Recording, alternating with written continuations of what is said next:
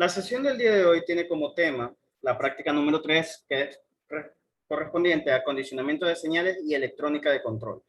Entonces, el primer circuito que vamos a analizar es el convertidor de corriente a voltaje. En este caso, este circuito va a recibir a la entrada una señal de corriente de 4 a 20 miliamperios en ese estándar industrial y se espera obtener el escalado correspondiente para que en vez de 0 se obtenga de 0 a 10 voltios. ¿Cómo lo vamos a hacer? A través de este circuito.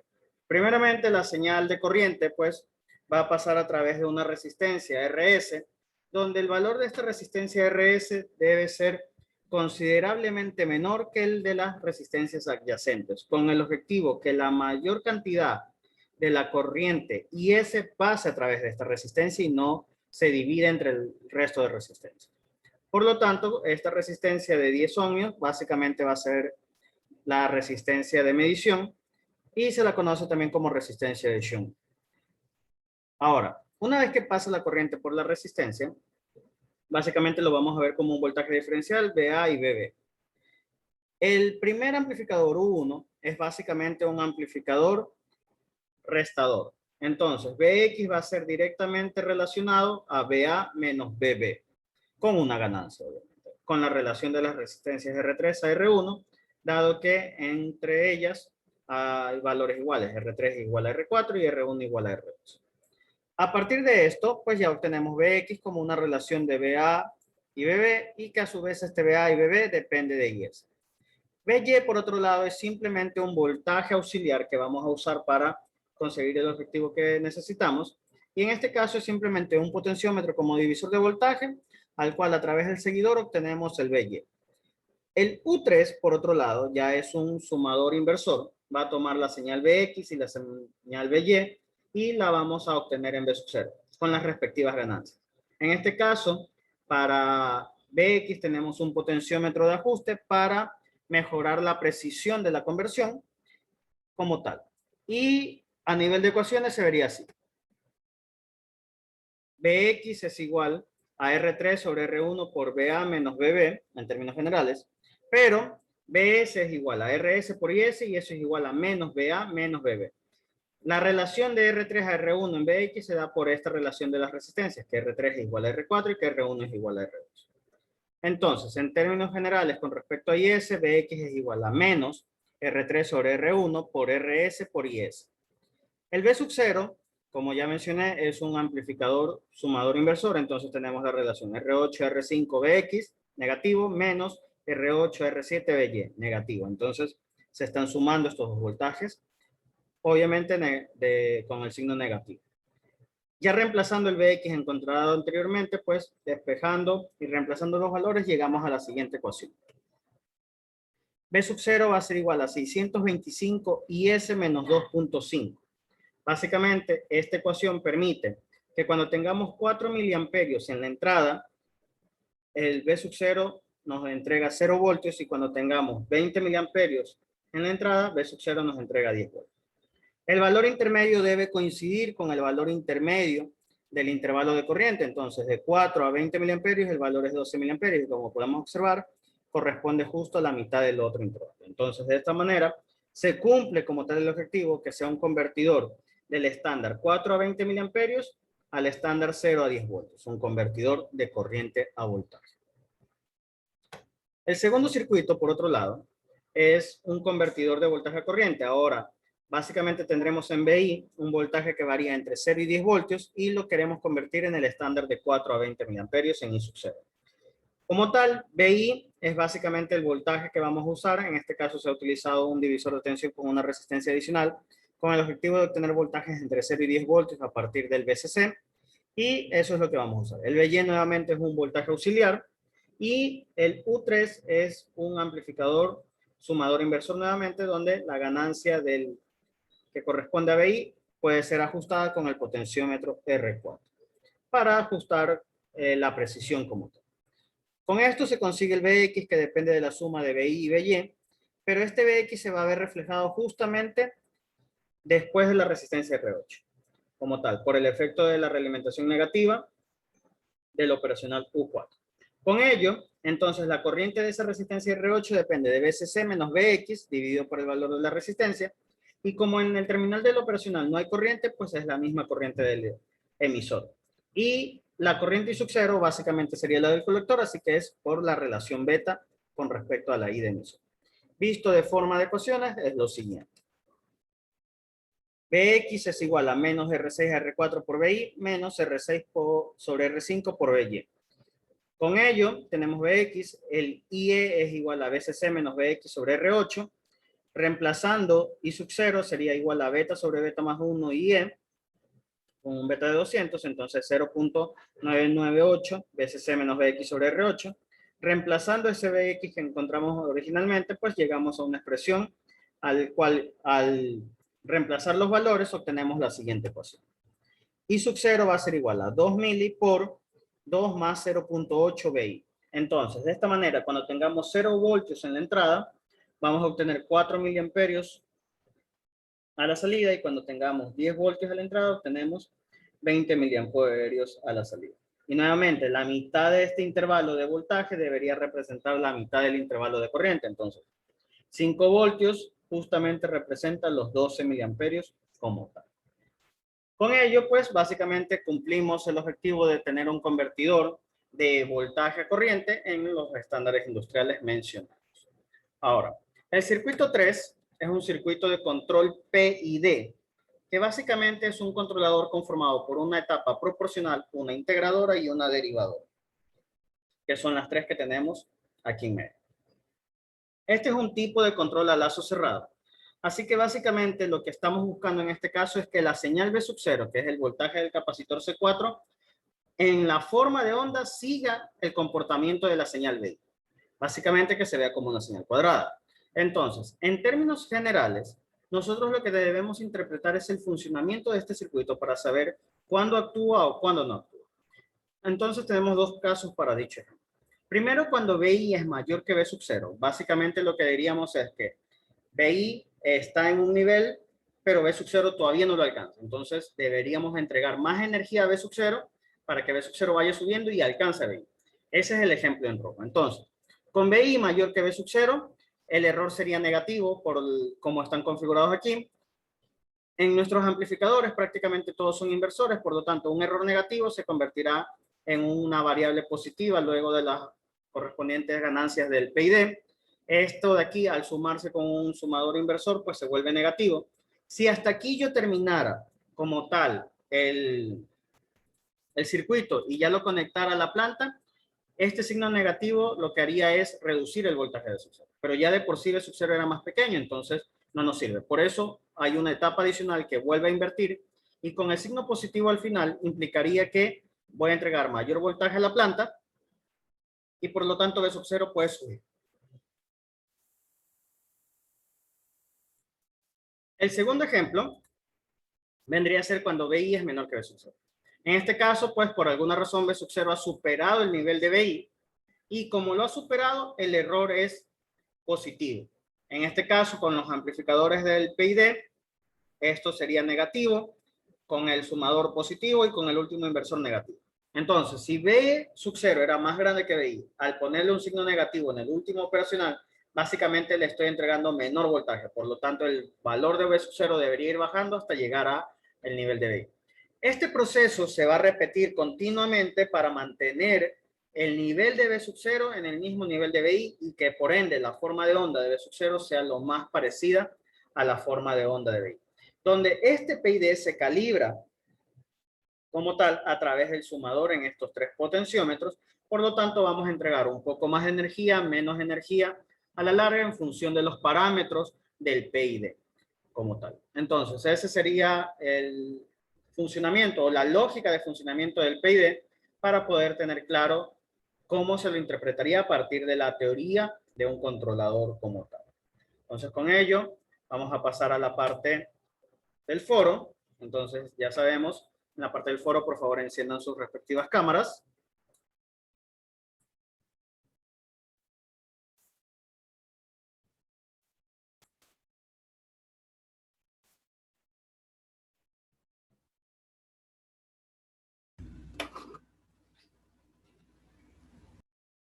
Los jóvenes que faltan, sus cámaras, por favor.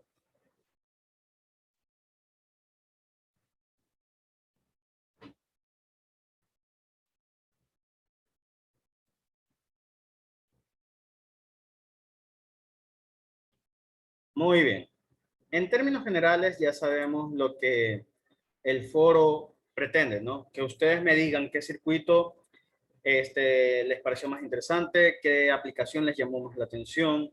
Si ustedes han investigado referente a estos temas, si quieren aportar algo, pues es el momento adecuado. Si tienen dudas de funcionamiento, dudas referente a estos temas, pues justamente ese es el objetivo del foro, ¿no?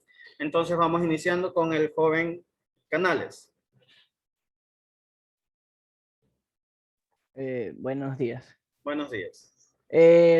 A ver, yo tengo un par de dudas. En el Dígame. circuito PID, los inversores, ¿por qué no tiene resistencia en el más sería, verdad? O sea, siempre se va a ver una resistencia ahí y tengo entendido que es para el voltaje offset, ¿verdad? De compensación, exacto. Ajá, ¿por qué no tiene en este caso? Porque por lo menos el amplificador LM358, su nivel de offset ya de por sí, por fabricante, es bastante bajo. Lo suficientemente bajo que no influye sobre el funcionamiento del PID. Entonces, no es en este caso 100% necesario para la aplicación, por lo menos, ponerle las resistencias de compensación en el terminal positivo. Sería diferente si, por ejemplo, utilizara o estuviera tratando de utilizar otro tipo de amplificador operacional, por ejemplo, el 741, en el que su nivel de offset de fábrica sí es bastante considerable. Entonces, ahí sí, bajo ningún concepto, podría dejar el terminal positivo directo a tierra, sino que tendría que buscarle una resistencia equivalente al paralelo de la resistencia que ve como tal, perdón, no es el paralelo, sino una resistencia equivalente a la que ve en el terminal negativo. Entonces, de esa manera se compensa eso, pero es algo particular del amplificador operacional. En este caso, el M358 presenta un nivel de offset por fábrica muy, muy bajo. Entonces, no afecta el funcionamiento de nuestro circuito. Y más que todo que la forma en la que trabajan el PID a nivel analógico en voltajes y corrientes, pues básicamente harían de que si la señal se pone un poco más arriba, un poco más abajo por el nivel de offset, se autocorregiría con respecto al error. Entonces no hay mayor inconveniente en este circuito. ¿Cuál es su otra duda, joven Canales?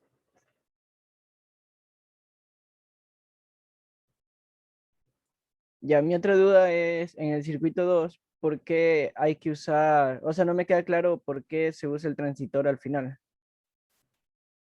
Porque recordemos algo, los amplificadores operacionales como tal básicamente manejan voltaje. Nosotros lo que controlamos es su voltaje de salida. Entonces, basado en ello, para conseguir una corriente como tal, aunque sí está dentro del rango del manejo del mismo, que por ejemplo en algunas operacionales llega hasta 50 miliamperios, no tenemos un control preciso del mismo. Nosotros no controlamos la corriente del amplificador operacional de salida. Nosotros controlamos el voltaje. Entonces, la única forma de conseguir un control de corriente que se necesitaba en el circuito 2 era justamente utilizando las características del amplificador operacional para que el voltaje VX se refleje en la resistencia R8. Eso ya nos crearía una corriente y por ende el transistor lo utilizamos justamente para el manejo de dicha corriente. Es por esa la razón. ¿Más claro, Juan Canales? Sí, ¿Alguna otra duda? tenía otra duda, pero ya ahorita me olvidé. Estaba Ok. anotando. Si me acuerdo, Este, le puedo interrumpir al final. sí. Joven Vera, Buenos días. buenos días. Bueno, tengo, a ver, en primer lugar, en el convertidor de corriente a voltaje, ¿no? Ya. Por lo general ese es un circuito para transmisores de, no, ¿cómo sería? Para sensores, ¿no? O también yo podría implementarlo con alguna fuente de corriente. O sea, no conozco alguna fuente de corriente, sí. ¿Cómo se las hace? A ver, No sé si me explique bien. básicamente estos dos convertidores, su mayor utilidad está es en la instrumentación como tal. La creación de los estándares incluso es una necesidad de nivel industrial. El pasar a corriente, un tipo de señal, el objetivo es que básicamente me permita transmisiones sin pérdidas de camino. Cuando estamos hablando de voltaje, mientras más largo sea el conductor, el voltaje de salida no va a ser igual al voltaje de entrada por efectos de divisor de voltaje por impedancias del conductor. Entonces, mientras mayor distancia tenga el conductor, el voltaje de salida va a ser más diferente de B. Se va a perder información. Entonces, para compensar eso, se creó el estándar de corriente. La corriente de entrada es la misma corriente de salida, como tal. Entonces, a nivel de sensores se utiliza ambos sistemas. ¿Por qué? Porque la mayoría de sensores lo que generan es una diferencia de potencial con respecto a la magnitud física que están midiendo. Entonces, para poderlo transmitir a grandes distancias, normalmente involucra el convertidor de voltaje a corriente para mandar corriente. Pero en términos de los controladores, por ejemplo, normalmente se trabaja con la digitalización del voltaje. Entonces, como viene en corriente, necesito el otro convertidor, el de corriente a voltaje, para volverlo a tener en voltaje y finalmente poderlo manipular, por ejemplo, en una digitalización para su correspondiente análisis o su correspondiente control. Entonces, ahí es donde vienen estos dos convertidores. Ahora, una fuente de corriente como tal, no es algo que veamos muy común en realidad. Obviamente, sí hay equipos que permiten manipular la corriente de forma precisa, similar a como que si escogiéramos 3 voltios, 4 voltios, 5 voltios, pero en realidad, típicamente, si nosotros tuviéramos una corriente, una fuente de corriente fija, lo que tendría que variar es el voltaje. ¿A qué me refiero? Siempre tiene que cumplirse la ley de Ohm como tal. Independientemente del tipo de carga que sea, siempre se lo puede reducir a una impedancia equivalente. Entonces, cuando nosotros tenemos una fuente de voltaje fijo, básicamente la corriente, por la relación de la ley de Ohm, va a ser lo que la carga demande. 1 amperio, 2 amperios, 3 amperios, 3.3. Por más que yo, por ejemplo, en la fuente yo le ponga 6 amperios, no es que se le va a entregar 6 amperios al circuito. 6 amperios es la máxima corriente que le voy a permitir a mi fuente entregar. Entonces, en ese aspecto, la ley de Ohm solo hace que se consuma la corriente necesaria para el circuito. Si en cambio yo tuviera una fuente de corriente en el que puedo delimitar una corriente fija siempre, en cambio lo que tendría que variar es el voltaje, que normalmente no es algo muy aplicativo en lo que hacemos típicamente. Entonces, por esa razón es que no se ve este tipo de fuente. Espero que lo tenga más claro, joven. ¿Alguna otra duda? No, esa era mi duda principal. De ahí, con respecto al PID, bueno, ya se ha hablado mucho en control, así que no tengo bastantes dudas. Eso sería todo. Muchas gracias. Ok. Aunque más adelante vamos a ver que efectivamente les van a salir unas dudas del PID y que en control no las vieron, seguramente. Joven Cedeño. Sí, el circuito más interesante para mí fue el 3, el control PID, porque justamente este circuito se puede usar para estabilizar señales. Y no sé si es una buena comparación, pero me acordé del proyecto del semestre pasado, que fue un controlador de temperatura por histéresis. No. Entonces, por histéresis era que se controlaba la temperatura. Entonces, yo creería que con un circuito PID sería mucho más eficiente el control de esta temperatura. O hay un Exacto. método mucho mejor de controlar. Como tal, los controladores PID pueden resolver prácticamente el 95% de los del control de procesos a nivel global. O sea, el 95% de todos los procesos se lo puede resolver de forma aceptable con un controlador PID. Obviamente hay ciertos procesos más complejos o procesos en donde las perturbaciones hacen que el PID no sea tan efectivo, pero como digo, es como decirlo, el 95% de procesos que existen basta con un controlador PID y yo lo puedo controlar efectivamente. Ahora, la diferencia entre el controlador por histéresis que vio usted como tal en principios de electrónica y un controlador de temperatura, en este caso con PID, más bien sería la aplicación final. En el control por histéresis lo que tenemos es una conmutación entre un valor máximo y un valor mínimo y por lo tanto la temperatura era una temperatura promedio. O sea, si yo quería 35 grados, lo que hacía era que caliente hasta 35.5 y que se apague y se vuelva a encender cuando la temperatura había bajado a 34.5. Entonces siempre está oscilando entre 34.5 y 35.5, por ejemplo. Esa oscilación como tal es permanente, siempre va a estar así mientras que yo no cambie el punto de operación de 35 grados. Pero a la larga eso se puede medir como una temperatura promedio. Mientras que con el controlador PID yo puedo decirle, contrólalo y mantén la temperatura en 35 y lo va a mantener en 35 de forma exacta si es que no hay ninguna perturbación adicional. Entonces, literalmente el controlador PID me haría que la temperatura esté en 35, no en un promedio, no entre un valor máximo y un mínimo, sino en la temperatura particular. Esa es la diferencia entre el controlador PID y el controlador, por ejemplo, por histéresis. Aunque ambos son controladores a lazo cerrado, el primero, el de histéresis, es un control on-off. Lo apaga por completo o lo enciende por completo. Mientras que el control PID puede regular la carga de tal forma que mantiene un valor particular. Esas son las dos. ¿Te queda más claro, joven Cedeno? ¿Alguna otra Sí, cosa? gracias. Sí, otra cosa. Sobre el mismo controlador PID. Para regular esta señal hay que usar, o sea, el método que se usa es el método del tanteo, que, por ejemplo, si va muy para arriba, tendrías que mover un potenciómetro para que vaya más para abajo, o sea, para que se mantenga. Pero, o sea, sí. Y esto, usted recalcó que esto ocurre con el PID analógico. Entonces, si dijo analógico, ¿quiere decir que hay uno digital o solo es analógico? Ya. En este caso, la calibración que ustedes vieron hecho en este PID es, básicamente se la conoce como por la calibración de prueba y error. Ese es el nombre como tal que se le da a este tipo de calibración. Yo ajusto un valor y veo si eso beneficia o empeora la situación que yo quiero llegar. Si lo beneficia, me mantengo y muevo la siguiente variable. Si la siguiente variable lo empeora, pues la regreso. Si lo mejora, lo mantengo. Y así es un juego entre las tres variables hasta conseguir una respuesta lo más cercana a lo que quiero llegar de forma ideal. Este tipo de calibración, obviamente, fue hecha desde cero en el ejemplo de la clase. ¿Sí? Este es con un PID análogo, pero también se lo puede hacer con un PID digital. La diferencia es que ahí las variables ya no son como en este caso una perilla, sino que más bien es por programación. Yo programo el valor de una variable para poder hacer el efecto. Sí existen los controladores digitales como tal, en realidad hoy en día ya son más usados.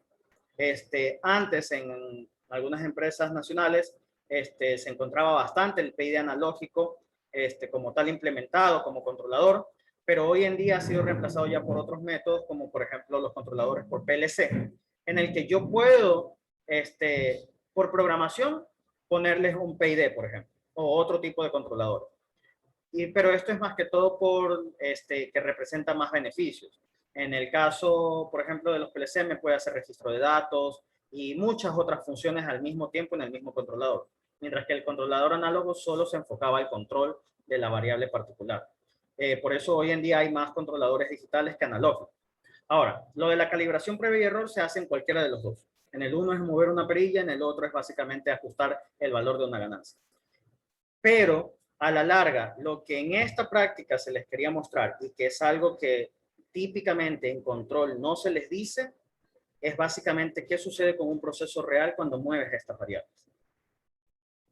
El concepto principal del control PID en control automático, en control avanzado, típicamente suele referirse solamente a la forma matemática y suelen decirte, el control proporcional corrige el error presente, el control integral corrige el error pasado o es la suma de los errores pasados y el control derivativo corrige el error futuro.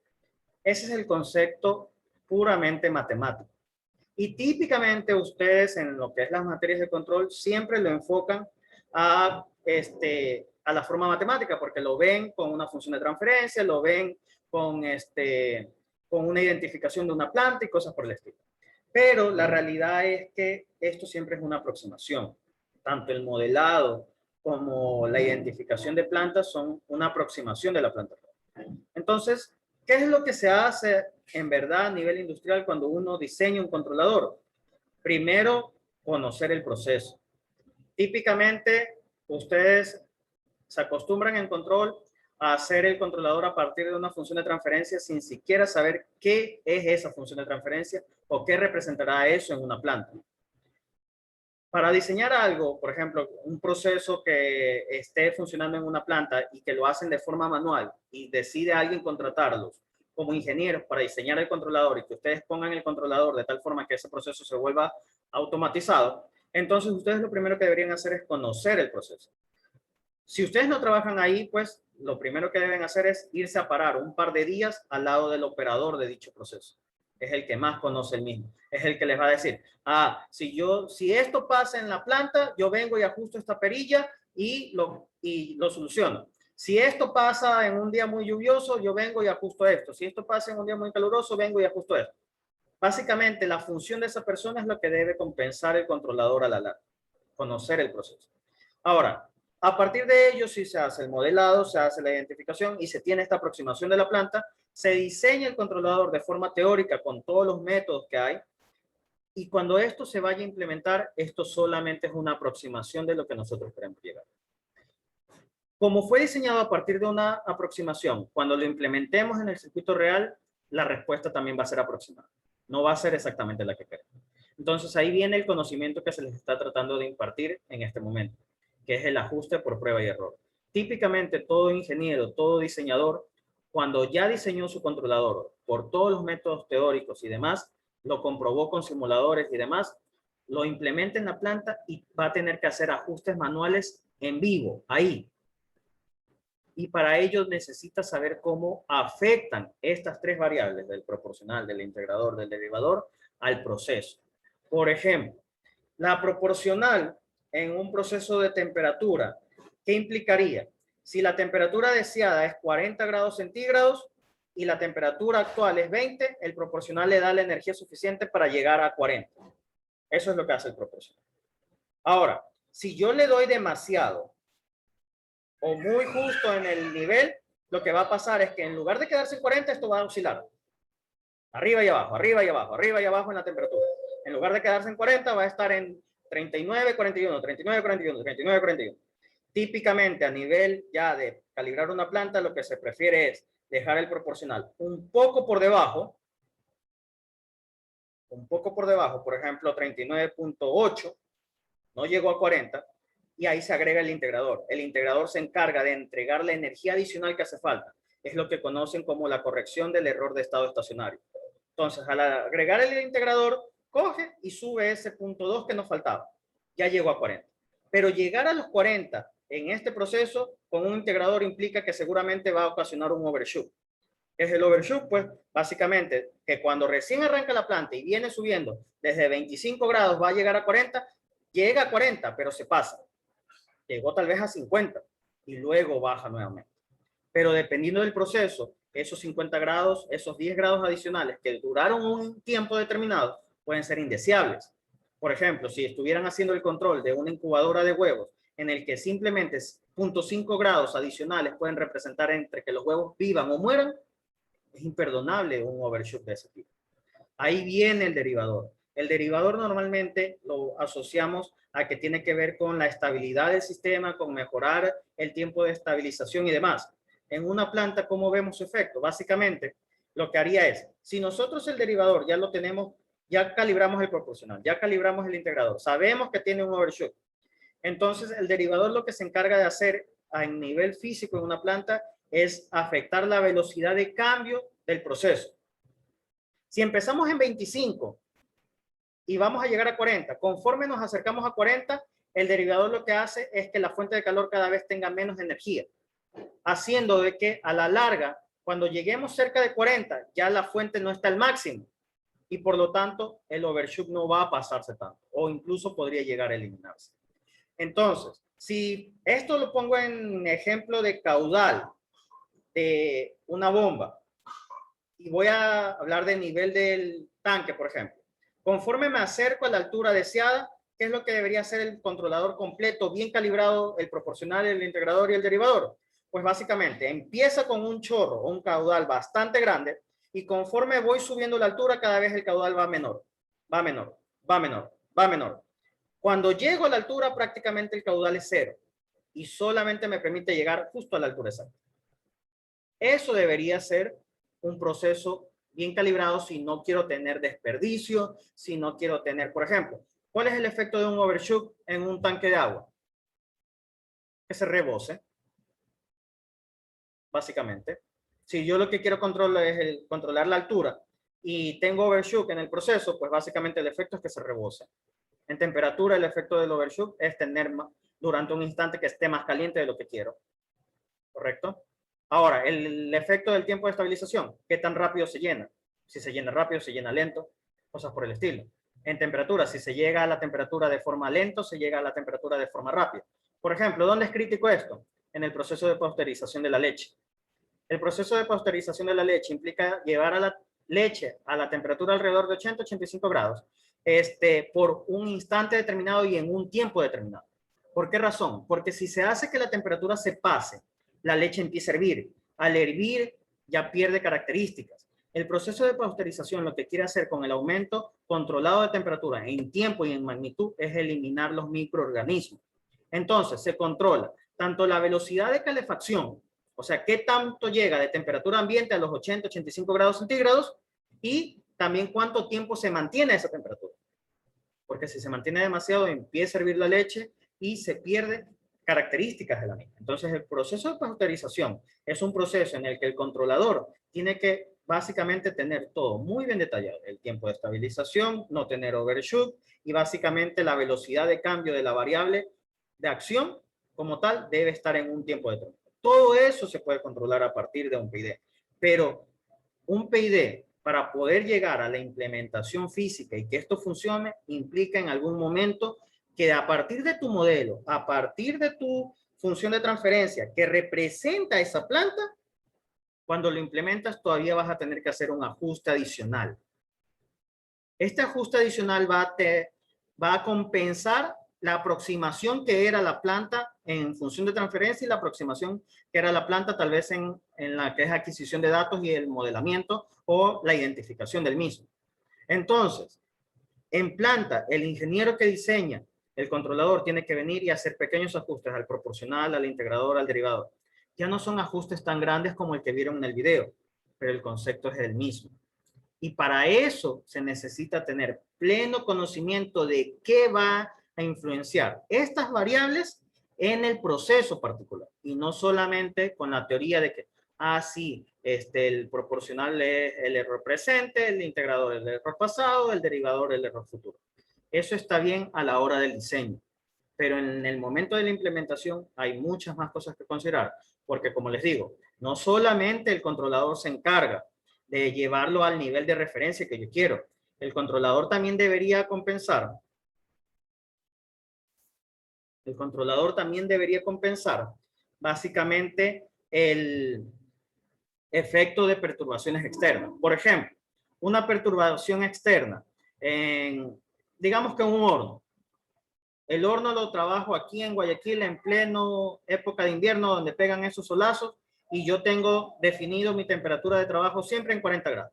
Si yo no tuviera controlador y la temperatura externa aumenta demasiado, seguramente el horno no va a quedarse en 40, sino que se habría ido a 42, 43 por la temperatura externa. Si en cambio lo hiciera, por ejemplo, funcionar el mismo horno, que quiero que se mantenga en 40 grados, en un ambiente muy frío, ¿sí? Supongamos que, por ejemplo, como los inviernos polares que hay en ciertos países. Entonces, si no hay controlador, yo por más que lo configuro a 40, por el efecto de la temperatura externa, seguramente me debe quedar por debajo, 35, algo por el estilo. Entonces, un controlador en ese tipo de procesos, a esa perturbación externa, ¿qué debe hacer? Muy bien, si la temperatura externa está muy alta y se supone que debo llegar a 40, pero como la temperatura externa está alta, le envío menos energía, cosa que no se pase. O si se pasó, le quito energía para que regrese a la temperatura que yo quiero. Si en cambio estamos muy fríos y no estoy llegando a la temperatura que quiero, envíale más energía al proceso para que caliente más y por lo tanto llegue a los 40 grados y no se quede por debajo. Ese es el efecto de un controlador. Esos efectos son los que son a la larga importantes cuando ya se van a implementar los controladores. Que muchas veces a nivel de la teoría no se los aprecia porque normalmente nos quedamos hasta un simulador. Y si hablamos de perturbaciones, hablamos del seguidor de referencia, hablamos del concepto matemático de las variables, pero no cómo estas influencian en los diferentes procesos.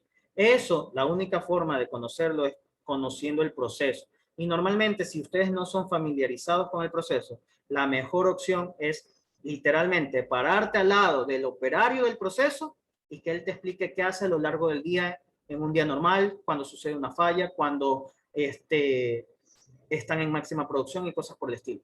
Ahí vas a sacar la información necesaria para conocer qué es lo que tu controlador debe hacer. Todo eso es el proceso de un PID. Y en este caso, toda la calibración que vieron manual de la variable voltaje del capacitor es básicamente el mismo proceso que necesitan hacer para calibrar aquellos proyectos en los que tienen un controlador PID, tanto en la parte simulada como en la parte de implementación, ya sea modalidad 1 o modalidad 2 respectivamente. ¿Por qué razón? Porque el efecto de mover las variables es similar, porque a la larga ustedes consiguen que la variable temperatura, la variable caudal, la variable altura o lo que sea, la tienen en voltaje. Entonces, básicamente el efecto es similar. Lo que deben conocer es cómo estas variables, el P, el I y el D, afectan al proceso. Entonces, en esta práctica, básicamente, el objetivo era que vean eso, que entiendan primero la lógica del PID, porque normalmente ustedes lo ven en bloques, básicamente como el proporcional, el integrador y el derivador, pero acá está implementado en ganancias de elementos electrónicos, y estos elementos electrónicos de por sí tienen típicamente ganancias negativas. Por eso en la parte de la presentación hice especial énfasis en la lógica de los signos y de qué implicaba que, por ejemplo, termine en positivo o en negativo, porque eso va a afectar el resultado de la planta. Porque si, por ejemplo, termina en negativo cuando debería terminar en positivo, ¿qué es lo que va a hacer? En vez de calentar la planta, la va a terminar enfriando más. Si fuera un control de temperatura. Si fuera un control de altura, en vez de llegar a la altura que quiero, antes lo hace bajar más, si la lógica está invertida. Pero eso es algo particular de la implementación en esto. Entonces, básicamente, todos los proyectos que tienen que realizar, que tienen que ver con controladores, la calibración es prácticamente por prueba y error, porque de la planta no conocen ni el modelo y no pueden hacer una identificación, por lo menos no en los tiempos que tienen disponibles para hacer el proyecto. Entonces, la única manera de calibrarlo ahí es por prueba y error. Ahora, seguramente alguno pensará, no, pero si aplico los conocimientos de control, de identificación, todo lo puedo hacer. Es verdad, lo pueden hacer. Ahora, ¿qué ha pasado en realidad con aquellos chicos? He tenido estudiantes que han sido una maravilla en control automático, pero cuando les ha tocado este tipo de temas en electrónica se pegan una estrellada, pero bestial. ¿Por qué razón? Porque ellos aplican todos los conocimientos, que está correcto. Es la realidad. Uno tiene que aplicar los conocimientos, la teoría y todo lo demás. Pero resulta que ellos aplican los conocimientos sobre una planta que aducen que es la que están físicamente. Y ahora les pregunto, si estas plantas, típicamente cuando esto todos tenían que implementar, si estas plantas, cada uno de ustedes la construye a su manera, con sus propios materiales, ¿creen que ese modelo de la planta lo van a poder encontrar en internet como un modelo aproximado? Sería un milagro encontrar una función de transferencia en internet que represente su planta, porque ustedes la estaban construyendo. Entonces, estos estudiantes muy buenos en control diseñaban muy bien a nivel de control, a nivel de teoría, con una planta aproximada que la vieron en internet, por ejemplo, o que la quisieron sacar a partir de ver otro modelo o una identificación o un modelamiento de internet y lo quisieron adaptar, pero con todas las variables de por medio de la construcción, del circuito y demás, cuando lo implementaban y le querían poner esas ganancias al PID analógico, nada funcionaba. ¿Pero por qué? Si ya lo diseñé, pero las variables no hacen nada, no funciona nada. Dos posibles cosas. O no habían tomado en cuenta la lógica invertida de la mayoría de amplificadores del PID, y netamente la respuesta que obtenían era la inversa a la que necesitaban, o en su defecto, la planta estaba tan alejada, esa aproximación estaba tan alejada de la planta real, que el controlador diseñado simplemente no lo iba a poder controlar. Entonces ahí los proyectos que ustedes están enfocados acá en aplicaciones electrónicas están de tal forma diseñados, y lo digo diseñados porque yo me he tomado la molestia de cada uno de esos proyectos, comprobar que son factibles de implementar, cada uno de estos proyectos están orientados a la calibración por prueba y error. Lo mismo que vieron que yo hice en el video de calibración del PID del voltaje del capacitor es básicamente el mismo proceso que tienen que hacer, pero teniendo en cuenta la variable respectiva. ¿Correcto? Entonces, por ejemplo, la oscilación en el temperatura, ¿qué veríamos? Que a ratos está más alta, a ratos está más baja. La oscilación en velocidad, por ejemplo, de un motor, que a ratos gira más rápido y a ratos un poco más lento. La oscilación en altura, que a veces se sube un poquito o baja un poquito, cosas por el estilo. Todas esas cosas son las que hay que tener en cuenta. Pero a la larga, todo esto se representa en voltaje. Así que si ustedes lo pueden ver en voltaje, a la larga, lo pueden hacer de la misma forma que estaba en el video, porque eso era voltaje. ¿Estamos más claros con respecto a esto? ¿Por qué joven Vera ahora entiende por qué el comentario que le hice cuando me dijo que ya todo lo que había visto en control estaba acá solucionado? Sí, ¿Ya ve la perspectiva diferente? Porque cuando nos vamos directamente allá a los procesos, no todo es como la teoría lo dice. Necesitamos conocer el proceso real. Joven Cedeño, ¿le queda más claro el funcionamiento y lo que hacen los controladores PID? Sí, me queda muy claro, ingeniero. Muchas gracias. Muy bien. Señorita Aguilar.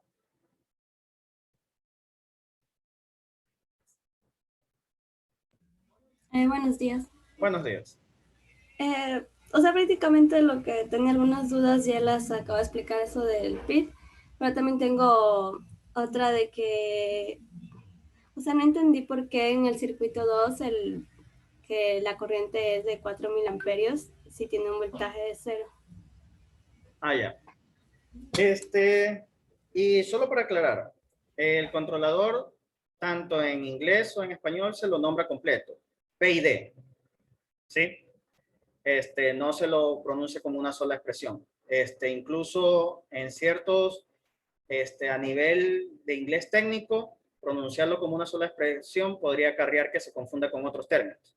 Entonces, siempre es PID como tal, tanto en español como en inglés. Solo para aclarar. Ahora, con respecto al convertidor del estándar de 4 a 20 miliamperios, de 0 a 10 voltios, esto, como dije en un principio, los convertidores, todo fue una necesidad industrial, ¿sí? Primero, el estándar de corriente surgió a partir de que mientras a mayor distancia queríamos transmitir el voltaje, porque, por ejemplo, hay procesos en el que el controlador bajo ningún motivo puede estar cerca de la planta. Por ejemplo, un proceso térmico de calderas de fundición de metales, el controlador no puede estar ahí cerca. La temperatura alrededor de ello es muy alta. Entonces, el controlador tiene que estar algo lejos. Por ejemplo, en control de agua, de caudal y demás. Por ejemplo, supongo que ustedes han de haber visto los típicos bloques con puertitas debajo de puentes de interagua. Típicamente, las electroválvulas que se controlan para controlar el caudal y demás están enterradas bajo tierra, pero no se ponen los controladores allá abajo porque corren riesgo de inundación. Entonces, los controladores suelen estar en estos cajetines, por ejemplo, a 20, 30, 50 metros, 100 metros, dependiendo de las ubicaciones disponibles para poderlo ubicar, porque en eso, en cambio, hay todo un estándar que hay que cumplir también.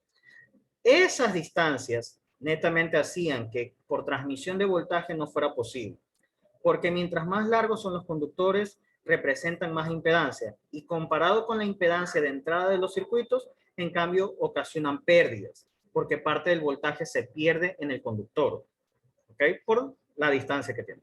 A poca distancia no hay básicamente problema. A poca distancia la impedancia de los conductores es tan baja que no se la considera. Pero cuando ya hablábamos de más distancia, sí era un problema. Ahí nació el estándar de corriente, ¿ok? El estándar de corriente inicialmente empezaba de 0. Las primeras pruebas de 0 a 10 miliamperios, de 0 a 20 miliamperios, fueron los primeros intentos. ¿Cuál fue el problema con ellos? Que cuando se entregaba 0 miliamperios, el controlador, la persona encargada, no podía discernir si es que entregaba 0 porque el sensor estaba sensando su magnitud mínima o era porque el conductor se había roto. No se podía discernir por qué recibía 0 miliamperios. Si era porque el sensor estaba sensando lo mínimo posible o era porque el conductor estaba dañado, porque lo habían arrancado o algo por el estilo. Esa problemática a nivel de los controladores era un lío, por decirlo así.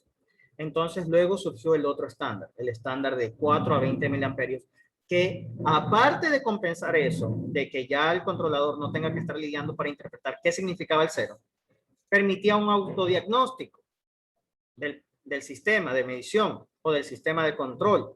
¿Por qué razón? Porque si recibíamos menos de 4 miliamperios y más de 0, implicaba que en algún lado el conductor había sufrido una pérdida en el aislamiento y seguramente estaba teniendo corrientes de fuga en algún lado. Porque ahí sí se podía hacer que el proceso llegue a su valor mínimo y debería entregarme los 4 miliamperios exactos. Pero si me entrega menos, seguramente el conductor algo tiene o el sensor algo le está pasando. Y cuando tenemos 0 miliamperios, en cambio, es rotundo la decisión. Si en un estándar de 4 a 20 miliamperios recibimos 0 miliamperios, la única respuesta es el conductor en algún lado está roto. Entonces permitía un autodiagnóstico en ese caso. Ahí viene la necesidad de que el 4 miliamperios, correcto, señorita Aguilar, es el valor mínimo en corriente. Pero si yo lo convertía directamente en voltaje, seguramente se habría convertido en un voltaje como de 3 a 10 voltios, por ejemplo. ¿Ok? Si solo lo convertía directo. Pero esa escala de 3 a 10 voltios tampoco es conveniente en voltajes, porque en cambio el valor mínimo en voltaje sí puede ser medido fácilmente en 0. Entonces, por esa razón se hace que el convertidor prácticamente convierta 4 miliamperios en 0 voltios y los 20 miliamperios en 10 voltios. El mínimo con el mínimo, el máximo con el máximo, y que el estándar de 0 a 10 voltios también es uno de los estándares industriales en voltaje. Aunque ahí sí hay más. Ahí sí hay más estándares, por ejemplo, de 5 a menos 5, de 10 a menos 10, de 0 a 1, cosas por el estilo. Ahí hay más estándares, pero uno de ellos es de 0 a 10 voltios. ¿Le queda más claro, señorita Aguilar? ¿Alguna otra duda? No, gracias. Listo. Joven Zumba. Buen día, ingeniero. Buen día. Bueno, ya prácticamente lo que nos resumió ya, para mí me resumió el curso de control entero en aplicación. Estaba interesante, pero la parte del circuito 3 me dio la curiosidad. En la parte de retroalimentación ahorita, que estaba viendo de nuevo, de los pan que retroalimenta de la salida de los capacitores a la entrada positiva. ¿En qué?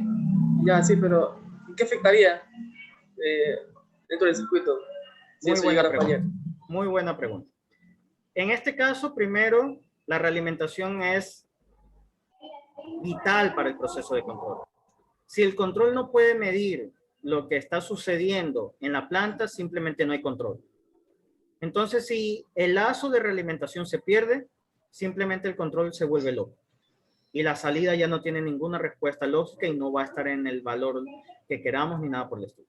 O sea, perder la realimentación para un proceso como tal físico es catastrófico, porque implicaría pérdida de materiales, daño de componentes, cosas por el estilo. Por eso normalmente en este tipo uno busca sensores de muy buena calidad, conductores de buena calidad, que permitan que esto no suceda. Obviamente en alguna situación puede pasar y dependiendo del tipo de proceso eso puede implicar más o menos daños o más o menos pérdidas como tal, pero también hay formas de compensarlo. Cuando un sistema detecta cambios erráticos, normalmente lo que hace es parar en seco todo. Y eso también se puede programar, por ejemplo, en un PLC. Si se tiene un cambio brusco en alguno de los parámetros, ya sea la salida o la acción de control, entonces lo que se hace es una programación en la que para todo el proceso y se lo pone en alerta. Pero la pérdida de la realimentación es crítica. Y adicionalmente a ello, en el proceso como tal del voltaje del capacitor, como yo ya estaba en voltaje, básicamente el OPAN que está en la realimentación es solamente una compensación de impedancias, porque la ganancia es 1. ¿Okay? Es para que básicamente la impedancia del restador más adelante no afecte el comportamiento del capacitor. Solo por eso. Por eso está el seguidor ahí. Pero en la mayoría de procesos se toca en esa parte de la realimentación hacer todo un acondicionamiento de la señal. ¿Por qué razón? Porque, por ejemplo, si yo voy a trabajar con temperaturas de 30 a 50 grados, esas temperaturas deberían poder llegar fácilmente en el rango de la referencia. La referencia, por ejemplo, digamos que es un voltaje que yo lo puedo manipular de 0 a 15 voltios. Si yo pongo 0 y mi rango de temperaturas era entre 30 y 50, 0 debería representar 30 grados. Y si lo pongo en 15, debería representar los 50 grados. Cualquier valor intermedio de esa referencia va a implicar un valor intermedio en la temperatura. Pero esto solo se puede hacer cuando están escalados al mismo nivel. Porque si no están escalados, ¿qué es lo que interpreta el controlador? Por ejemplo, supongamos que solamente le dieron una ganancia de 10 a un sensor LM35, el cual puede entregar 10 milivoltios por grado centígrado. Eso implica que si le dieron una ganancia de 10, él puede entregar entre 0 y 10 voltios para 0 y 100 grados centígrados. ¿Correcto? Eso es lo que implicaría una ganancia de 10 en el LM35.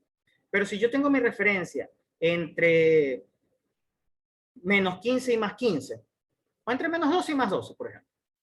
Si yo tengo mi referencia entre menos 12 y más 12, y resulta que con la amplificación que le hicieron solo de 0 a 10, para 0 a 100 grados centígrados, ¿qué es lo que va a pasar si yo como operario, correcto? Porque ustedes son los diseñadores en ese tema. Si yo como operario les digo, muy bien, puse el potenciómetro en 11 voltios y se supone que su circuito de realimentación solo llega a 10. Básicamente lo que está interpretando el controlador es que nunca he llegado a la variable que necesitaba, al nivel de la variable que necesitaba y sigue entregando energía. Y sigue entregando energía. Y sigue entregando energía. Pero no es un problema como tal del proceso. Es un problema que la realimentación está mal dimensionada. Es similar a lo siguiente.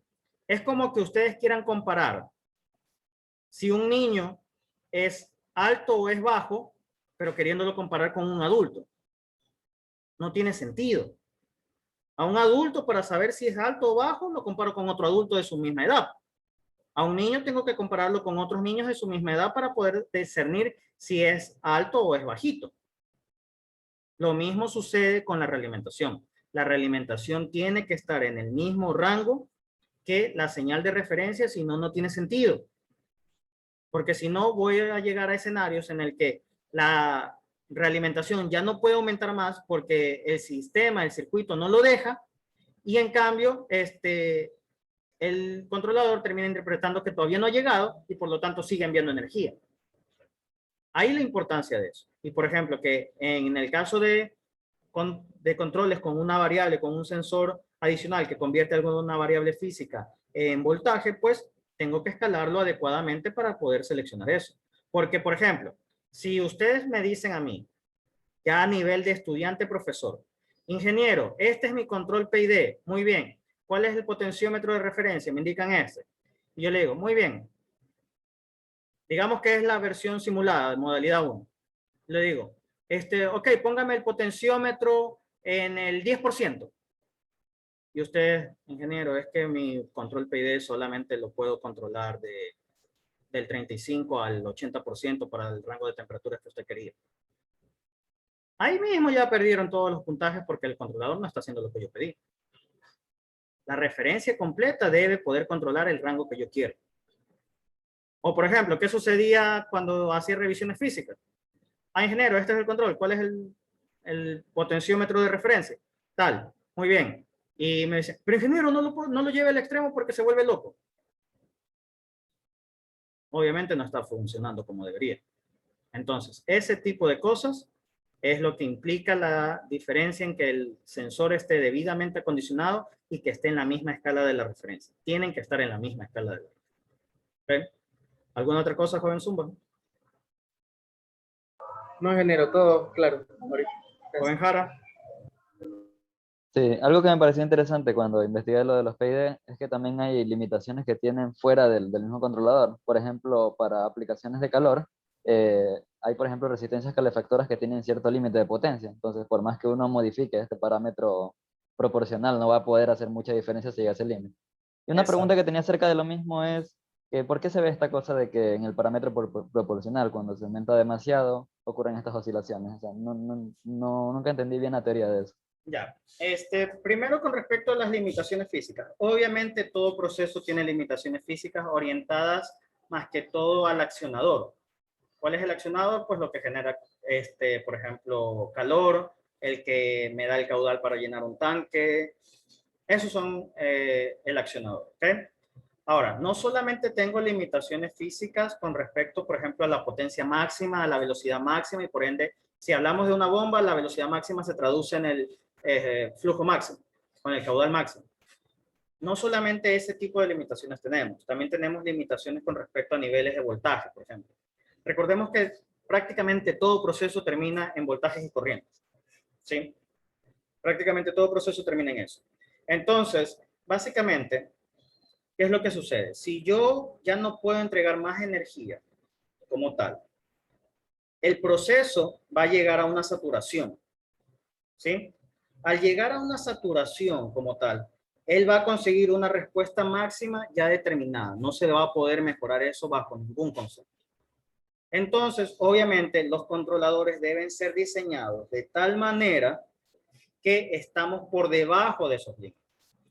En el caso del controlador PID no es muy bueno para eso. Los límites toca ponérselos de forma externa. Por ejemplo, en la programación de un PLC con un PID, las protecciones de ese tipo se los ponen de forma externa en otras líneas de código, en otros módulos de control, cosas por el estilo. O es lo mismo que ustedes, por ejemplo, seguramente cuando vieron control en MATLAB, le llamaban los saturadores. Un bloquecito que le ponía límite máximo y límite mínimo. Entonces, ahí eso, el diseñador tiene que tener claro de que no podemos superar esto, porque por más que tratemos de enviar más energía, ya como tal el proceso no puede reaccionar. Entonces, siempre se busca estar dentro de este rango de acción. Y por eso también es importante conocer el proceso, porque normalmente en el conocer el proceso se debe determinar cuál es, por ejemplo, si hablamos de potencia, la potencia máxima y por ende la velocidad máxima de reacción del sistema. Y a partir de ello yo puedo mejorar ciertos aspectos para conseguir cambios o mejoras en el tiempo de estabilización y cosas por el estilo. Pero nunca podemos superar estos límites. Y no solamente es a nivel físico como tal, sino también a nivel de voltaje. Por ejemplo, en un amplificador operacional, yo no puedo superar el voltaje de alimentación. Si lo alimento con más menos 15, yo no puedo superar ese voltaje. Y así, matemáticamente, toda la operación del PID me diga que lo que necesito mandar es 22 voltios, ¿qué es lo que va a pasar? Voy a ver una pendiente súper rápido, se satura en 15 y luego después de un rato baja. Eso son limitaciones físicas que hay que tener en cuenta. ¿Okay? Aunque obviamente en el caso de ciertos procesos no son muy críticos porque por lo menos en nuestros proyectos yo no les estoy poniendo limitaciones de tiempo de estabilización. ¿Se han dado cuenta de ello? En ninguno de sus proyectos hay limitación del tiempo de estabilización. Normalmente eso tiene que ver más que todo con el tiempo de estabilización, el efecto como tal. Y como en estos proyectos no me interesa eso, sino más bien que logren controlar la variable. Entonces, netamente dejo el tiempo de estabilización fuera y por ende se puede conseguir resultados en función de ello, sin necesidad de tener un tiempo de estabilización particular. Por eso en sus circuitos no se habla nada del tiempo de estabilización y cosas por el estilo. ¿Estamos claros en ello? Joven Jara, ¿alguna otra cosa? Sí, no, eso era. Muchas gracias. Listo. Joven Castro. Ya, bueno, ingeniero. Bueno, buenas tardes, perdón. Sí, buenas tardes, ya está. Por los convertidores de corriente a voltaje y voltaje a corriente, creo que son circuitos que se pueden entender fácilmente. Lo más complejo en esta ocasión de la práctica ha sido el controlador PID.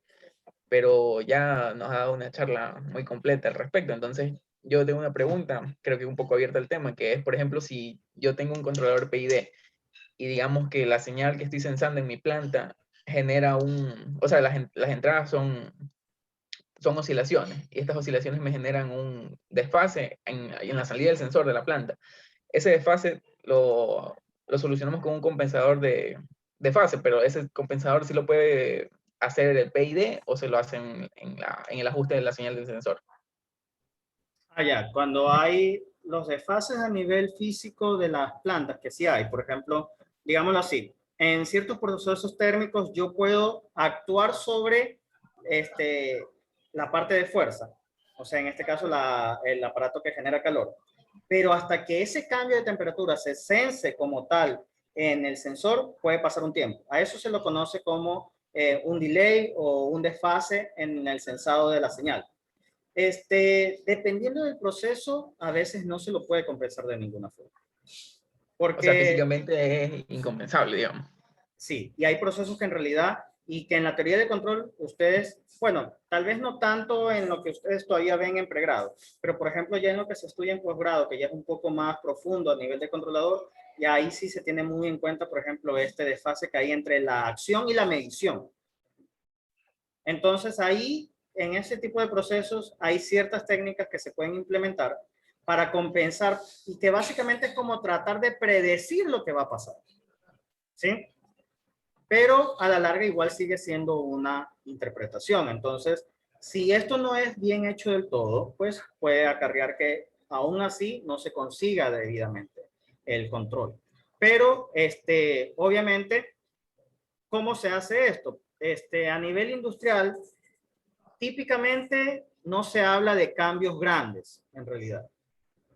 A nivel industrial no nos interesan los cambios grandes. Típicamente a nivel industrial hablamos de cambios pequeños. Y por eso es que en la gran mayoría de controles que ustedes deben haber hecho, siempre deben haber escuchado la frase, vamos a comprobar el controlador para variaciones pequeñas. ¿Sí o no? Aquellos que han visto control. Normalmente esa suele ser la frase. El diseño del controlador lo vamos a comprobar para variaciones pequeñas. Porque cuando se hacen variaciones muy grandes, en cambio ahí no se tienen respuestas adecuadas.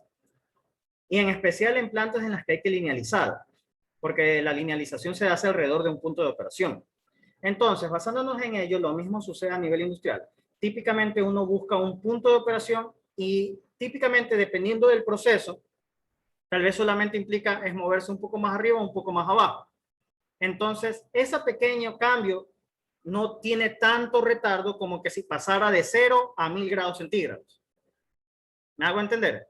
Como que cambiar de 1000 a 800 o de 1000 a 1100 no tiene mucho retardo, diferente a pasar de ser de temperatura ambiente a 1000 grados centígrados. Por ejemplo, si habláramos del proceso de fundición de metales. Entonces, en ese aspecto, a veces de esa manera se logra compensar los retardos entre medición y acción. Entonces, ahí se puede hacer eso, pero en muchos procesos no se puede y toca lidiar con otras técnicas de control para compensar, pero no es una compensación como que, le pongo un amplificador de desfase en adelanto o desfase en atraso, porque en realidad no es como tal un desfase, es un delay en realidad, es un retardo.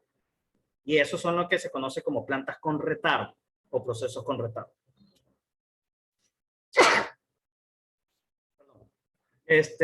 ¿Alguna otra cosa, Juan Castro? No, listo, bien explicado ahí. Gracias, ingeniero. Listo. Joven Torres. Ingeniero, una pequeña duda que se me generó con la explicación es cómo actúa el controlador PID en sistemas causales. O en qué manera interactúa en esas ocasiones. Es que básicamente todos los sistemas que tenemos y que se pueden controlar con un controlador PID son sistemas causales. Es causa y efecto. Si aumento la potencia del calentador, el efecto es aumento de la temperatura o de la variable. Y esto se traduce en aumento de voltaje, por ejemplo. Entonces, en realidad son sistemas causales los que estamos controlando. En realidad son los que se pueden controlar de forma hasta cierto punto sencilla. Ahora, por ejemplo, hay sistemas en los que tienen partes no causales, o sea que una acción no genera una reacción. Por ejemplo, en un proceso de el destilado de petróleo para convertirlo en otra cosa, son unas torres inmensas en las que se lo calienta a ciertas temperaturas y se lo va pasando por diferentes filtros hasta conseguir los diferentes niveles de filtrado y por ende luego se lo puede utilizar en otra cosa. Básicamente, ahí hay tantas variables de por medio que cuando tal vez tú varías algo en una, en realidad tú no ves que afectó nada. Parece que no afecta nada, pero cuando lo varías, te das cuenta de que resultado final no es el mismo que tú querías. Pero cuando buscas dónde afectó, no lo encuentras. ¿Por qué? Porque ahí se determina que son variables no causales y por ende no están afectando de forma directa un efecto, sino que netamente lo están haciendo como por cascada, como que una pequeña variación aquí desencadenó que otra variable le pasara esto y esa variable desencadenó que este proceso cambiara su trayectoria, por decirlo así. Esa es la como tal. Entonces, en realidad los procesos que realizamos son causales porque son a partir de causa y efecto. Hago algo en el accionador y voy a medir algo en medición. Pero hay procesos que no. Y ahí es, por ejemplo, donde ya se utilizan otras técnicas de control muy avanzadas, por ejemplo, como el control predictivo y adaptivo, que básicamente se encarga de tratar de predecir lo que va a pasar en función de todo lo ya pasado. Pero obviamente es una teoría más compleja, matemáticamente es muy compleja. Típicamente suelen ser estudios ya de grado doctoral los que se encargan de la parte matemática de eso. ¿Le queda más claro, joven Torres? Sí, ingeniero. Muy bien. ¿Alguna otra duda? No, ahí ya todo está bien explicado. Muy bien. Gracias. Joven Díaz, Buenas tardes, ingeniero. buenas tardes. A mí me parece interesante el control PID, sus 3 etapas. Ya le explicó a mi compañero una pregunta que tenía, pero no la entendí muy bien, que era cuando se aumenta la etapa proporcional, este comienza a tener oscilaciones. O sea, Ya. qué parte del circuito generan estas oscilaciones? Sería mi Ya, pregunta. sí, es verdad, no la respondí en ese momento, se me pasó por alto. Cuando nosotros estamos en el proporcional, digámoslo así, imaginémonos el siguiente escenario. Tienen el carro y lo quieren empujar, pero están apenas en una inclinación un poquito, ¿correcto? Si ustedes no le hacen fuerza suficiente, ni lo mueven, ¿correcto? Si le hacen suficiente fuerza, lo pueden empujar. Pero si están justo alrededor de la fuerza necesaria entre vencer el movimiento del carro y todo, ¿qué es lo que suele pasar? Ustedes están haciendo esto. Y el carro es como que un poquito adelante, un poquito atrás, un poquito adelante, un poquito atrás, hasta que terminan rompiendo la inercia y lo pueden mover. Esa es la oscilación.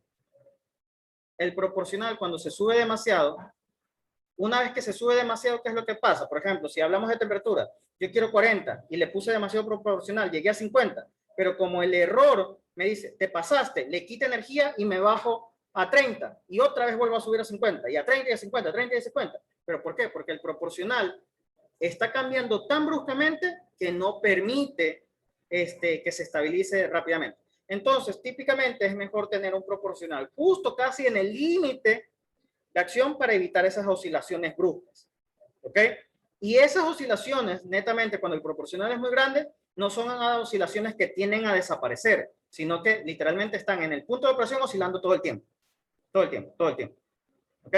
Que en el video se podía ver eso. Cuando se pasaba mucho proporcional, en la línea donde se supone que el capacitor debía llegar a ese valor, estaba así. Sube y baja, sube y baja, sube y baja. Una oscilación constante. Eso es la oscilación. Espero que ahí quede un poco más claro, joven Díaz, y creo que fue el joven Castro el que consultó eso también. No me acuerdo quién fue el que lo consultó antes.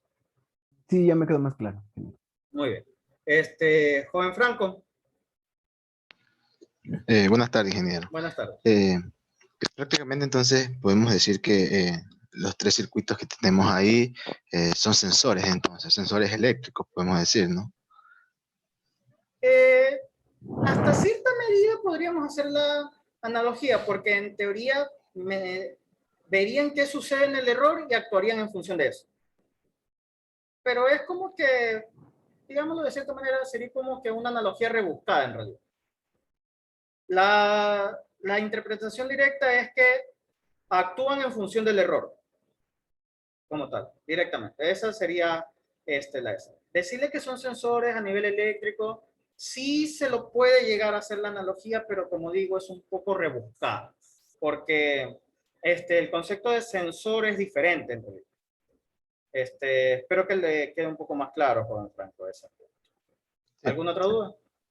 No, solo eso nada más quería preguntar. ¿Listo? Joven Okatoma. Buenas tardes, ingeniero. Buenas tardes. Con respecto al el circuito más interesante fue el PID, creo que la mayoría nos impactó eso, y la explicación que ha dado con respecto a las otras preguntas me ha dejado un poco más claro ya lo que tenía bastantes dudas sobre eso. Muy bien. Joven Muñoz. ¿Sí me escucha, ingeniero? Sí, sí lo escucho. Yo solo una consulta. El primer circuito básicamente se utilizaría para adecuar la señal de un sensor de corriente, ¿verdad? El primer circuito, claro. Porque básicamente yo he visto todos los sensores son de voltaje, mayormente. ¿Me podría dar un ejemplo de algún sensor de corriente? O sea, que entregue una corriente y yo tenga que adecuarlo. Eso es para el primer circuito. Es que eso es algo que lo mencioné al inicio. Es que la mayoría de sensores normalmente convierten la variable física en diferencia de potencial. La gran mayoría. Correcto, pero voltaje, sí. Como tal, a nivel industrial, se fabrican sensores que ya su salida directamente es corriente. Por ejemplo, los de presión, la gran mayoría de sensores de presión se los encuentra en el estándar de 4 a 20 miliamperios para tal presión como tal. ¿Pero por qué? O sea, igual genera internamente el sensor en su momento una diferencia de voltaje, una diferencia de potencial, pero suelen ser tan pequeñas que se le hace un acondicionamiento interno y se lo termina convirtiendo en corriente para que de paso sirva para la transmisión, porque normalmente, por ejemplo, ese sensor de caudal o sensor de presión, el controlador no puede estar cerca de donde se está midiendo la presión, el caudal, porque suelen ser ambientes húmedos o corrosivos o cosas por el estilo. Entonces, típicamente ya vienen ese tipo de sensores ya de por sí en el estándar de 4 a 20 miliamperios de salida directamente, pero no es que se genere una corriente como tal, sino más bien es que se lo adapte internamente, tiene el convertidor de voltaje a corriente para sacarlo ya en el estándar industrial. Por eso es que son caros, son sumamente caros en realidad, los sensores industriales son muy caros. ¿Alguna otra cosa, Juan Muñoz? Sí, ok, entiendo.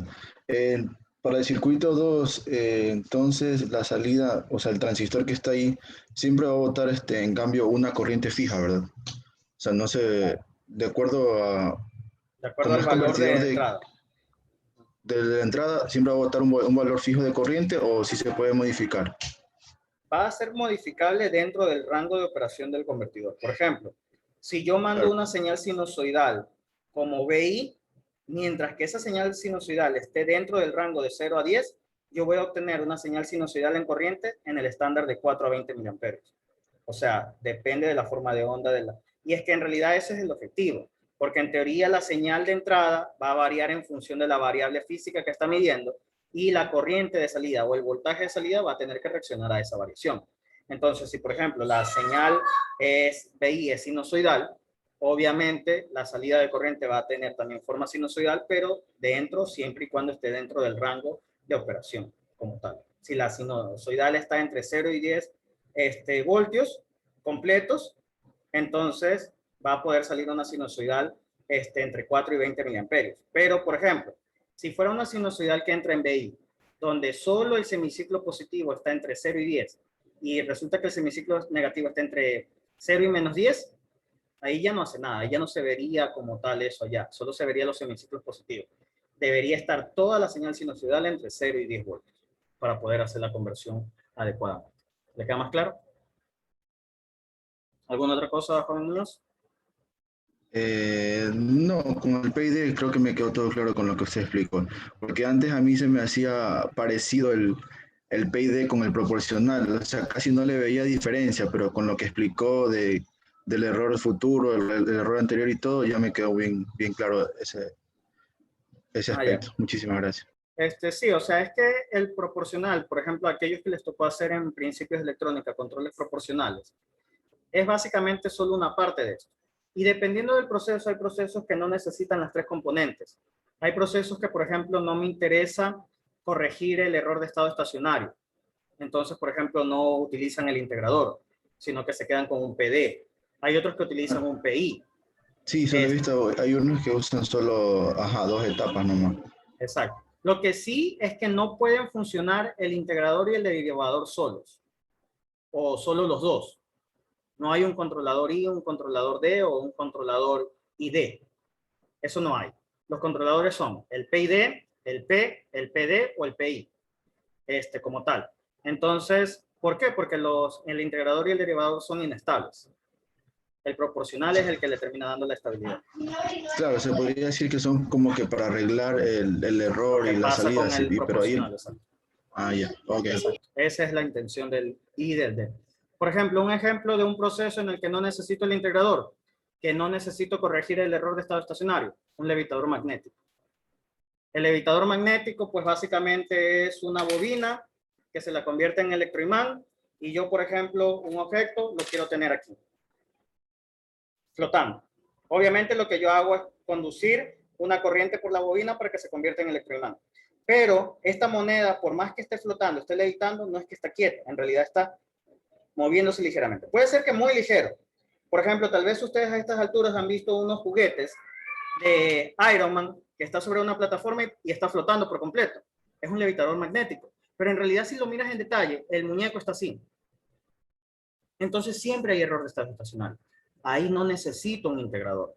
Porque aunque se lo ponga, el efecto de la gravedad siempre va a hacer que esto esté oscilando. Entonces no lo voy a corregir y en realidad va a empeorar el control.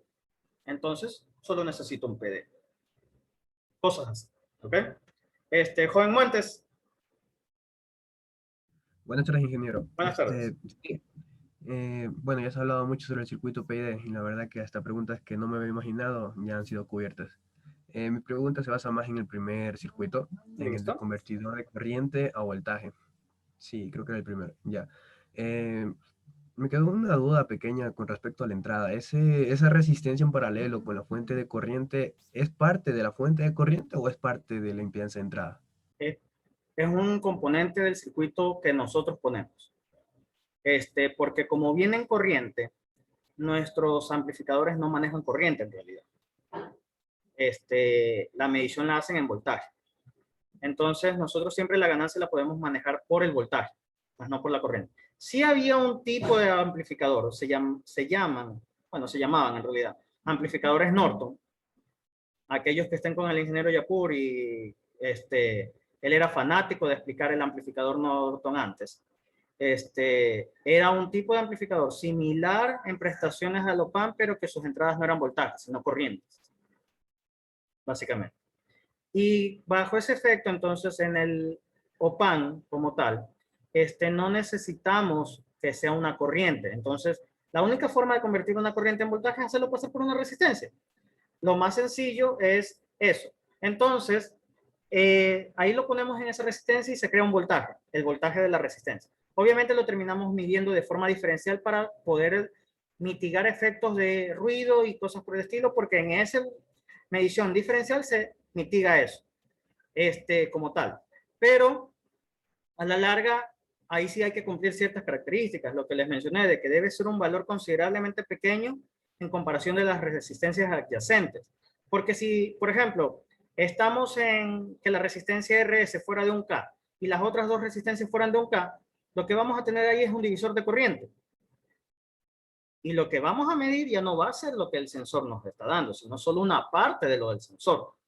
Entonces, por eso esa resistencia era de 10 ohms. Y en realidad se la conoce como resistencias de shunt, porque son valores típicamente bajos y normalmente pueden tener potencias elevadas, porque incluso yo los puedo utilizar para medir indirectamente la corriente alterna también, porque me va a generar un pequeño voltaje alterno, que ya lo puedo manipular en otro aspecto, en otro circuito, cosas por el estilo. ¿Está más claro esa parte, joven Montes? Sí, entonces se podría cambiar el primer OPAM por un OPAM Norton. ¿Sería válido eso o no sería válido? Sería válido hasta cierto punto, pero a ver, 420, sí, la verdad sí podría ser, solamente que ya no son comerciales. Creo que se los encuentra como reliquias por ahí, comprándolos por internet, pero ya, la verdad, no sé, aunque eran útiles hasta cierto aspecto, en realidad armar un convertidor de voltaje a corriente era más sencillo que calcularle todos los parámetros de fabricación y de los amplificadores Norton. En realidad no se los encuentra ya hoy en día. ¿Alguna otra cosa, Juan Montes? No, ingeniero, muchas gracias. Eso es todo. ¿Listo? Y finalmente el joven Yagual.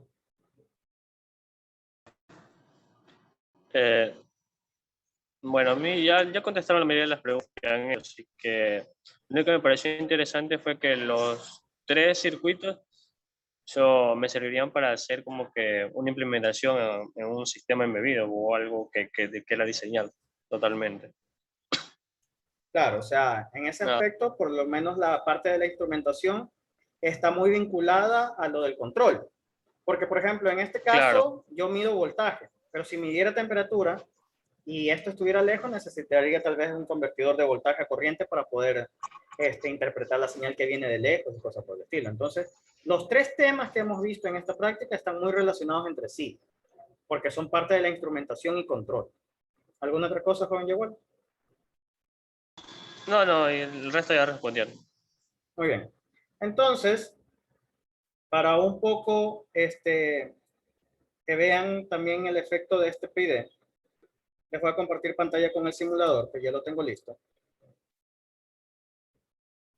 Y le voy a hacer ciertas variaciones a una de las variables para que se den cuenta qué es lo que pasa.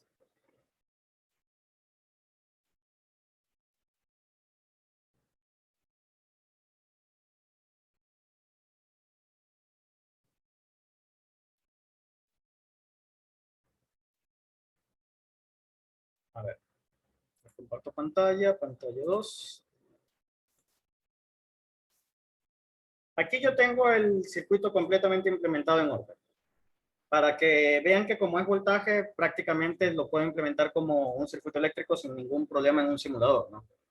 Entonces, ahí están las 3 variables, el P, el I y el D, que yo lo ajusto, a ver, de cierta manera, y seguramente se deben haber dado cuenta, yo no estoy ajustando la ganancia como tal del P, del I y del D. Porque la ganancia del P, del I y del D las podría afectar con la resistencia R6, R8, el C1, el R10, cosas por el estilo, ¿no? Esa es la ganancia de los amplificadores como tal. Lo que yo estoy afectando a la larga es aquí, el potenciómetro que ingresa a este sumador inversor. Pero como esto, a la larga, si ya lo vemos de forma matemática, es una ganancia más. Entonces es una ganancia que está por cada una de las componentes. Entonces, de forma concreta, sí estoy afectando la ganancia del bloque proporcional, del bloque integrador, del bloque derivado. Sino que aquí es una aplicación un poco más eléctrica. Y en realidad sí es más fácil de calibrar que cuando varío la ganancia de cada uno de los elementos. Entonces, por ejemplo, si ustedes pretendían ajustar la ganancia de cada amplificador operacional involucrados en el PID, es un poco más difícil de calibrar que cuando ajusto es la suma de ellos. Es un poco más sencillo ajustar la suma que ajustar la ganancia individual. Porque siempre se están todos comportando, todos actuando. ¿Ok? Entonces, vamos a la parte de la simulación. Voy a borrar esta primero.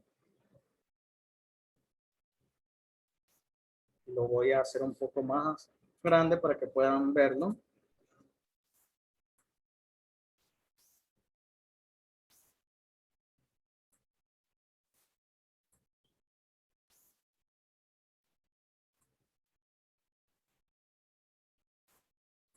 Muy bien. Aquí deben de poderlo ver ya sin mayor inconveniente. Hice un poco más gruesas las líneas. La línea morada o azul, podríamos decirlo así, básicamente es la carga y descarga del capacitor de esa planta RC doble bajo la entrada de color verde sin controlador. ¿A qué responde esa dinámica? Solo responde a la dinámica de una planta RC doble. Como podemos ver, carga exponencial, ¿sí?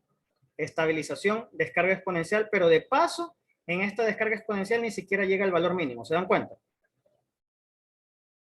Entonces, el objetivo de este PID era que la forma de onda del capacitor como tal, o el V sub 0, sea lo más parecida a la forma de onda de la entrada, que era VI, o la señal en verde aquí.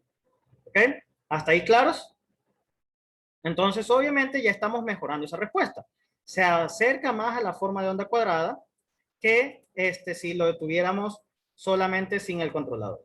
Ahora, voy a hacer un zoom en esta área.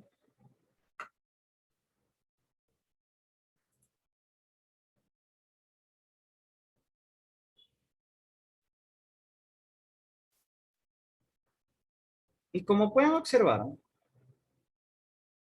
esa es la respuesta típica que vende el paso stack de un PID, cuando han estudiado ya control, ¿no?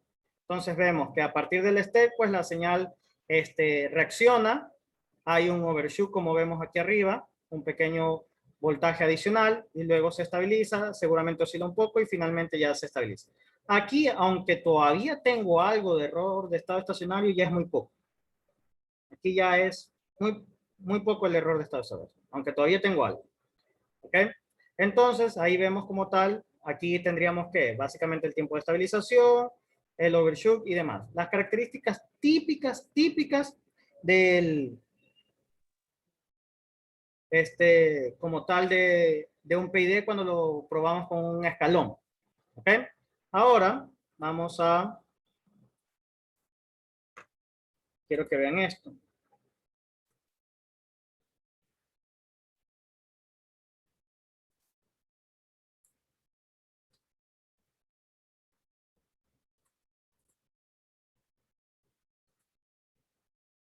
Le aumenté el tiempo de simulación para ver a la larga la señal. Ver más parte de la señal en sí.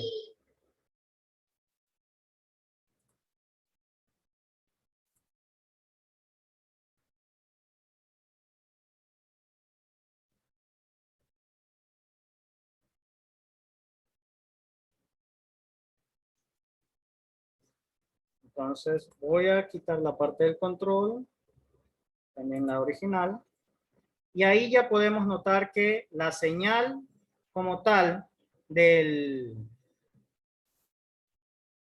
voltaje del capacitor se parece más a la señal cuadrada. Porque ya lo vemos como que sin tanto detalle, ¿no? Ahí ya se parece más. La diferencia que tiene es mínima, ¿ok? Y ese era el objetivo. Ahora, les voy a mostrar nuevamente con el, ¿qué pasa con el control? Porque es algo que me consultaron previamente. Las limitantes físicas. Aquí hay una limitante física que es la polarización de los OPAN. Entonces,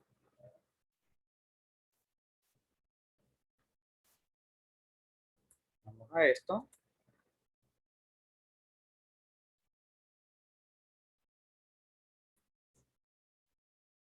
¿Sí ven la señal en amarillo? La señal en amarillo básicamente es la señal de control, o sea, la salida del PID. ¿Qué es lo que quiero que se den cuenta? Cuando yo necesito que el capacitor cargue mucho más rápido, la energía que se le quiere dar al circuito es mayor. Es tanta la energía que llego a la saturación como tal. ¿Sí ven? Se satura acá arriba. ¿Por qué? Porque no puedo entregar más energía. Pero miren qué sucede si yo hago esto.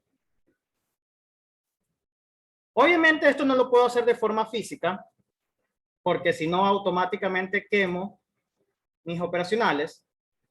Pero ahorita le estoy, como estamos en simulador, el simulador aguanta todo, y estoy asumiendo que mis operacionales pueden recibir 25 y menos 25 voltios en su alimentación. Entonces,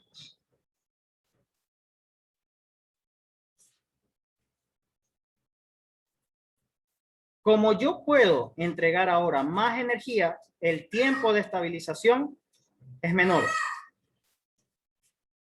Se apega más a la forma cuadrada. ¿Por qué? Porque puedo entregar más energía. ¿Sí? Aunque obviamente eso es una limitante física, o sea, no es que la puedo compensar solamente por el hecho de cambiar algo. Depende de... Y finalmente,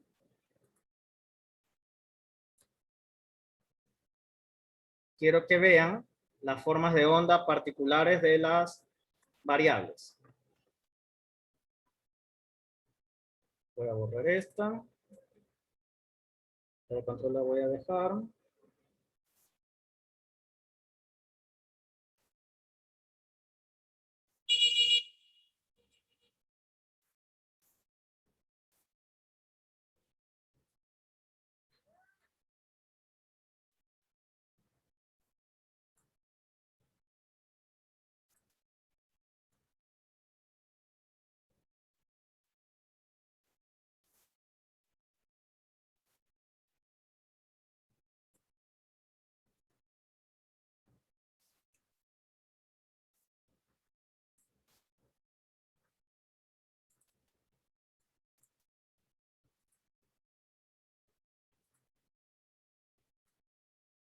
Básicamente, aquí ya aumento el grueso de las líneas para que se vea mejor.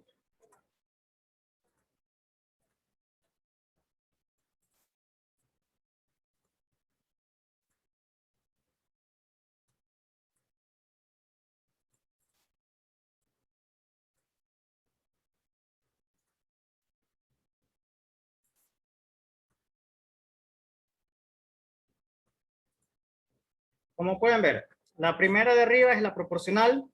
La proporcional, ¿cuándo entrega más energía? Cuando estamos más lejos del nivel que queremos.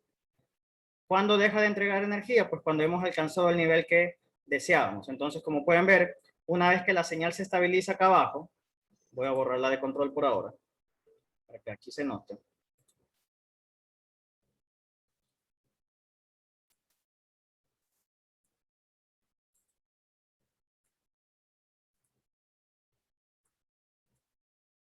Una vez que la señal se estabiliza, pues el proporcional ya prácticamente no hace efecto alguno.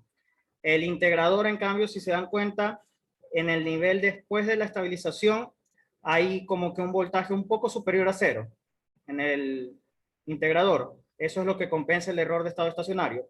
Y mientras que el derivador solo actúa durante la pendiente. El derivador no actúa cuando ya está en estado estable. Obviamente, lo que conocemos matemáticamente, la derivada de una constante es cero. Entonces, por esa razón, el derivador solo actúa sobre la pendiente, que es la velocidad de cambio de la variable. Y eso, jóvenes, entonces, hasta ese punto, ¿alguna consulta adicional?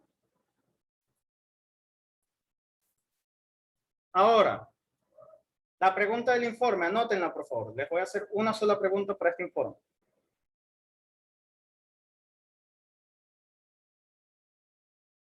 ¿Cuál es el efecto si en el circuito 1 cambio la polarización a solo VCC y referencia? ¿Cuál es el efecto en el circuito 1 si cambio la polarización a solo VCC y la referencia? Actualmente los operacionales están alimentados por más o menos VCC, ¿correcto?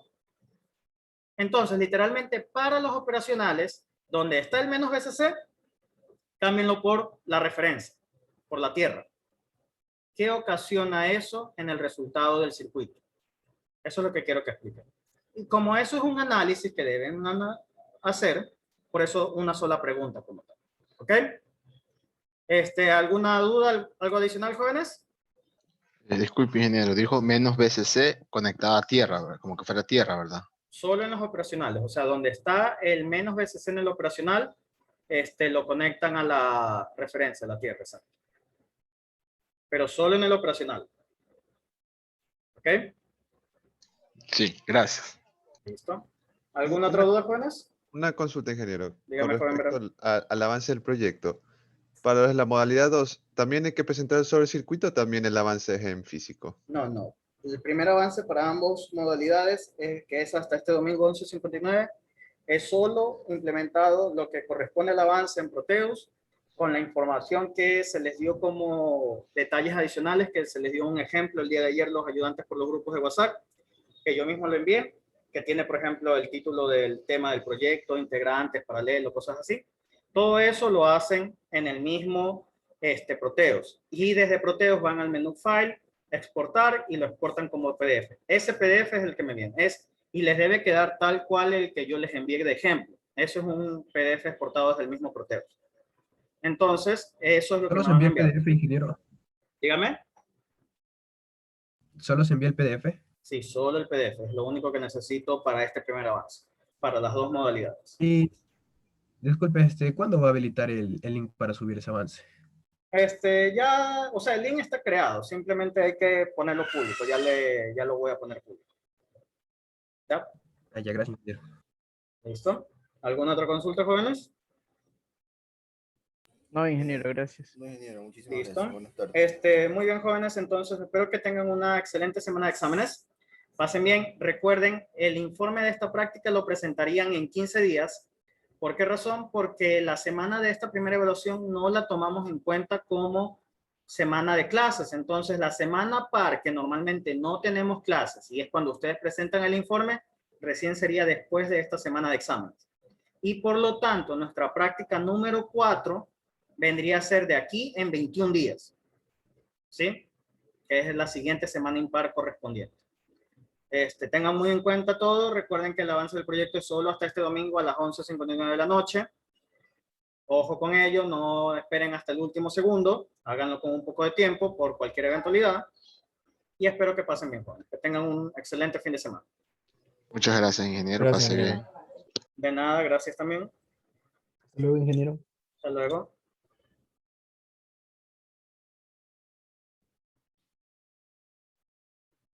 Ingeniero, disculpe. ¿Me Dígame, puedo hacer una joven pregunta? Montes. Dígame. Y con respecto, o sea, con respecto a la pregunta que hizo para el reporte, Sí. yo lo que, bueno, en clase, lo que vi, según lo que vi en clase, el efecto que ocurriría no es que solo se presentaría la oscilación de más BCC, y como está conectado a tierra, lo que correspondería a menos BCC se atenúa en cero. Por ahí va. Por ahí va. Analícelo un poquito más ya. y llegue a una conclusión de qué sucedería con la respuesta final del circuito. Pero por ahí va. Sí, ya listo. Gracias, ingeniero. De nada.